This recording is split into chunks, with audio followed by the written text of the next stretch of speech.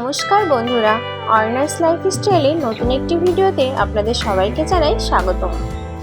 মামুনি রান্না করবে, তাই অর্ণা এখানে মামুনিকে হেল্প করার জন্য রসুনগুলো বেছে দিচ্ছিল। আমি এখানে রসুনের মাথাগুলো কেটে দিয়েছিলাম।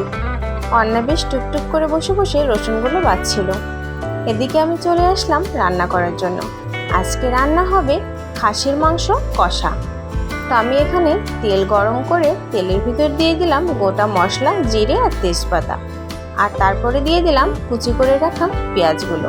এই পেঁয়াজটাকে আমি লাল লাল করে একটু ভাজি করে নেব। আর এই রান্নাটা আমি সরিষার তেল দিয়ে করছি। খাসির মাংস তো সবাই বিভিন্ন রকমভাবে করে, তো আমি এখানে আমার মতো করে ঘরোয়া স্টাইলে রান্নাটা করব। খুব বেশি মশলা নয়, তবে যেটুকু না দিলেই নয় সেটুকু দিয়েই আজকে রান্নাটা করব। তো পেঁয়াজটা একটু লাল লাল করে ভেজে নিয়ে তারপর দিয়ে দিলাম আমি বেটে রাখা আদা আর রসুন। তো এটা দিয়ে কিছুক্ষণ নেড়ে চেড়ে ভালো করে একটু কষিয়ে নেব।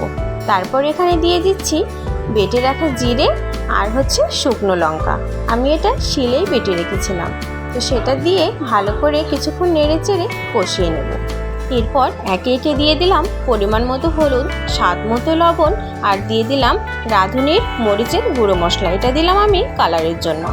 তো এগুলো দিয়ে আর একটু নেড়ে চেড়ে তারপর আর কিছুক্ষণ আমি কষিয়ে নেব। তো মশলাটা আমার প্রায় ভালো করে কষানো হয়ে গিয়েছে। এবার আমি দিয়ে দিলাম আলু আর মাংস। তো আলুটা আমি এখানে ভেজে দিইনি, আলুটা আমি কাঁচাই দিয়েছি কষানোর ভেতর। ভেজে দিলেও হয়, তো আমি এখানে এমনি মাংসের সাথেই দিয়ে দিলাম। এটা কষাতে কষাতে আলুটাও এখানে সেদ্ধ হয়ে যাবে। তো এগুলো দিয়েই ভালো করে আমি নেড়ে চেড়ে কষিয়ে নিচ্ছি। খাসির মাংসটা ভালো করে কষাতে হয়, কষালে মাংসের স্বাদটা দ্বিগুণ বেড়ে যায়।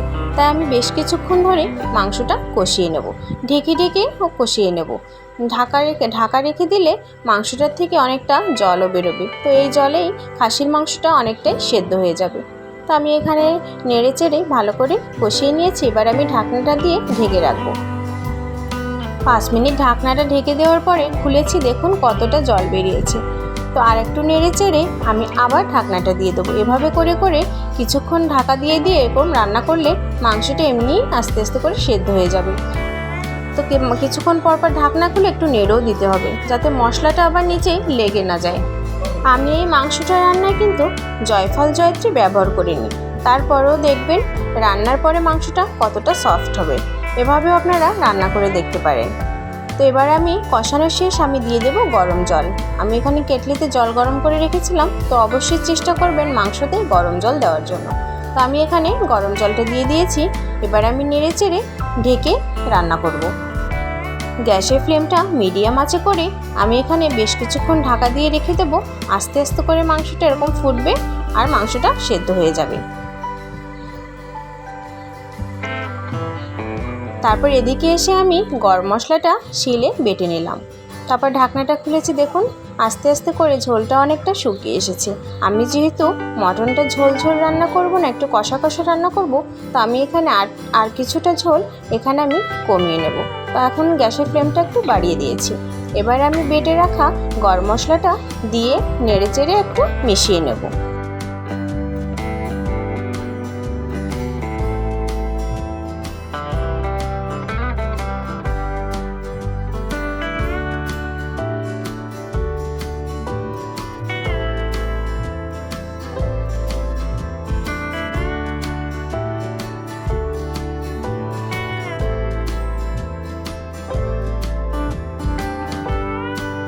গরম মশলাটা দেওয়ার পরে বেশ কিছুক্ষণ আমি জাল দিয়েছি।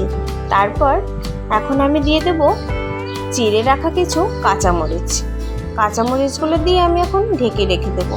তারপরে যে ঢাকনাটা খুলেছি, দেখুন তেলটা কেমন উপরের দিকে উঠে এসেছে। তো মাংস রান্নাটা তোমার প্রায় শেষের দিকে। এখন আমি গ্যাসের ফ্লেমটা হাই স্পিডে রেখে কিছুক্ষণ রান্না করব।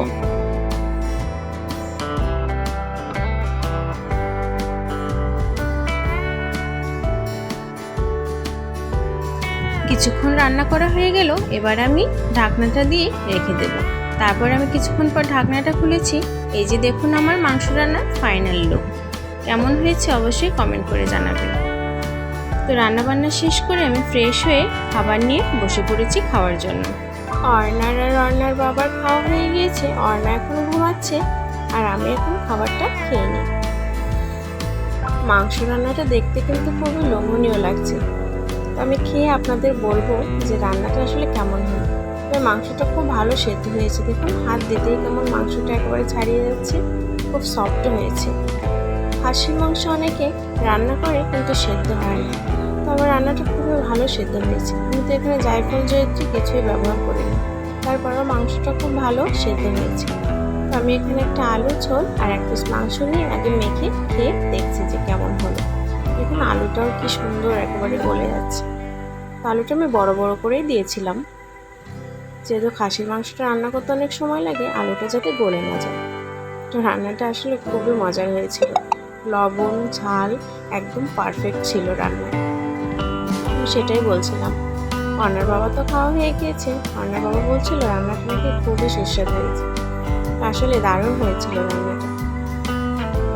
তো আপনারা চাইলে এভাবে খাসির মাংস রান্না করে খেয়ে দেখতে পারেন, আশা করি আপনাদের কাছে খুবই ভালো লাগবে। একদম ঘরোয়া যেসব মশলা আছে এসব মশলা দিয়ে রান্না করে আমার মতো করে এরকম খেয়ে দেখতে পারেন। আমি এখানে টক দইও ব্যবহার করিনি, জায়ফল জয়িত্রী অনেক মশলাই ব্যবহার করিনি যেগুলো অনেকেই ব্যবহার করে রান্না করে। তো আমি একদম ঘরে যা যা ছিল পেঁয়াজ রসুন আদা জিরে ঝাল এগুলোই দিয়েছি, গরম মশলা। তবে রান্নাটা খুবই ভালো হয়েছে, মাংসটাও খুব ভালো সেদ্ধ হয়েছে। তো আপনারা চাইলে এভাবে করে খেয়ে দেখতে পারেন, আশা করি আপনাদের কাছে খারাপ লাগবে না, ভালোই লাগবে। তো বন্ধুরা, আমাদের ভিডিওগুলো যদি আপনাদের কাছে ভালো লেগে থাকে অবশ্যই লাইক কমেন্ট শেয়ার করবেন এবং সাবস্ক্রাইব করতে একদমই ভুলবেন না। আজ তবে আসি, আবার দেখা হবে আপনাদের সাথে নতুন কোনো ভিডিও নিয়ে। সবাই ভালো থাকবেন, সবাইকে নমস্কার।